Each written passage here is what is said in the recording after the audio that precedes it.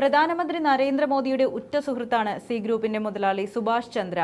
ബിജെപിയുടെ രാജ്യസഭാ MP കൂടിയായിരുന്നു ഈ മഹാൻ. വിവിധ ബാങ്കുകളിലായി സുഭാഷ് ചന്ദ്രയ്ക്ക് വലിയ ഒരു തുക കടമുണ്ട്. 10-20 കോടിയൊന്നുമല്ല, 22,000 കോടി രൂപയുടെ കടം. കൃത്യമായി പറഞ്ഞാൽ 22,006 കോടി രൂപ. നാഷണൽ കമ്പനി ലോ ട്രിബ്യൂണൽ ഇടപെട്ട് ഈ കടം വെറും 6 കോടിയിൽ ഒതുക്കി. ഈ പണം അടച്ച് സുഭാഷ് ചന്ദ്ര കടത്തിൽ നിന്ന് തടിയൂരിയിരിക്കുകയാണ്. അതായത് കുടിശ്ശികയുടെ 99.97% എഴുതിത്തള്ളിയെന്നതാണ് വാസ്തവം. ഒരു സാധാരണക്കാരൻ ബാങ്കിൽ നിന്ന് 5-10 ലക്ഷം രൂപ കടമെടുത്താൽ എന്തായിരിക്കും അവസ്ഥ? പലിശയും പിഴപലിശയും അടച്ച് അവന്റെ കുടുംബം മുടിയും. ഒടുവിൽ ജപ്തിയിലും പിന്നെ കൂട്ട ആത്മഹത്യയിലേക്കും വഴിമാറും. LIC ഹൗസിംഗ് ഫിനാൻസിന് ഏകദേശം 1,300 കോടിയുടെ ക്ലെയിമുകൾ ഉണ്ടായിരുന്നു.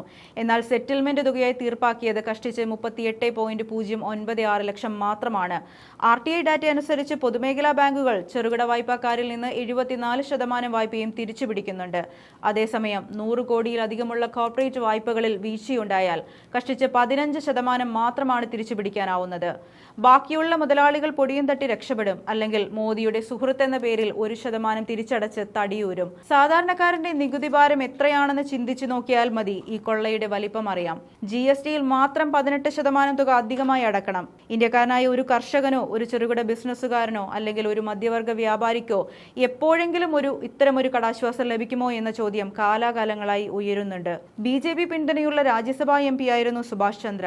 അപ്പോൾ പിന്നെ കടങ്ങൾ എഴുതി തള്ളിയില്ലെങ്കിലാണ് അത്ഭുതം. ഇത്തരം വൻ സെറ്റിൽമെന്റുകൾ അംഗീകരിക്കപ്പെടുമ്പോൾ അത് ചോദ്യം ചെയ്യപ്പെടേണ്ട കാര്യമാണ്. അതുകൊണ്ട് ആർക്കാണ് പ്രയോജനം ലഭിക്കുന്നത്? ആരാണ് ഈ നഷ്ടം വഹിക്കുന്നത്? എല്ലാത്തിനും അപ്പുറം ഇതിന് ആരാണ് ഉത്തരവാദിത്തം വഹിക്കേണ്ടത്? ഈ ചോദ്യങ്ങൾക്കൊന്നും പക്ഷേ മോദിയുടെയും BJPയുടെയും പക്കൽ മറുപടിയില്ല.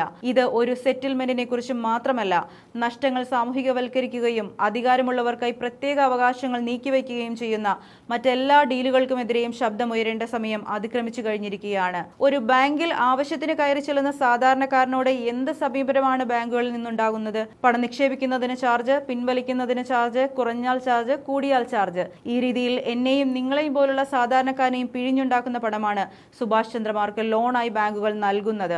വെറും 50,000 രൂപ മാത്രം ബാങ്ക് വായ്പ എടുത്ത് തിരിച്ചടവ് വൈകിയതിന്റെ പേരിൽ ഒരു കർഷകനും അവന്റെ ഭാര്യയും 4 മക്കളും ആത്മഹത്യ ചെയ്ത രാജ്യത്താണ് ഈ പകൽക്കൊള്ള എന്നുകൂടി ഓർക്കണം.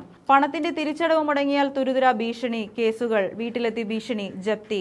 ഒടുവിൽ നാണക്കേട് ഭയന്ന് കുടുംബം ഒരു മുഴം കയറിൽ ജീവിതം അവസാനിപ്പിക്കും. അങ്ങനെയുള്ള നാട്ടിലാണ് 2,000 കോടി രൂപയുടെ കടം എഴുതി തള്ളിയിരിക്കുന്നത്. ഈ വ്യവസ്ഥയിൽ നമുക്ക് തന്നെ സ്വയം ലജ്ജ തോന്നേണ്ട സമയം അതിക്രമിച്ചിരിക്കുകയാണ്. ഈ രാജ്യത്തെ സ്വത്തുവകളുടെ യഥാർത്ഥ അവകാശികൾ ആരാണ്? അത് സൂചിപ്പിക്കുന്ന പ്രധാനമന്ത്രി നരേന്ദ്രമോദിയുടെ ഒരു പ്രസംഗം കൂടി കേട്ടുകൊണ്ട് അവസാനിപ്പിക്കാം. और पहले जब उनकी सरकार थी उन्होंने कहा था कि देश की संपत्ति पर पहला अधिकार मुसलमानों का है. इसका मतलब ये संपत्ति इकट्ठी करके किसको बांटेंगे? जिनके ज्यादा बच्चे हैं उनको बांटेंगे. घुसपैठियों को बांटेंगे. क्या आपकी मेहनत की कमाई का पैसा घुसपैठियों को दिया जाएगा? आपको मंजूर है ये?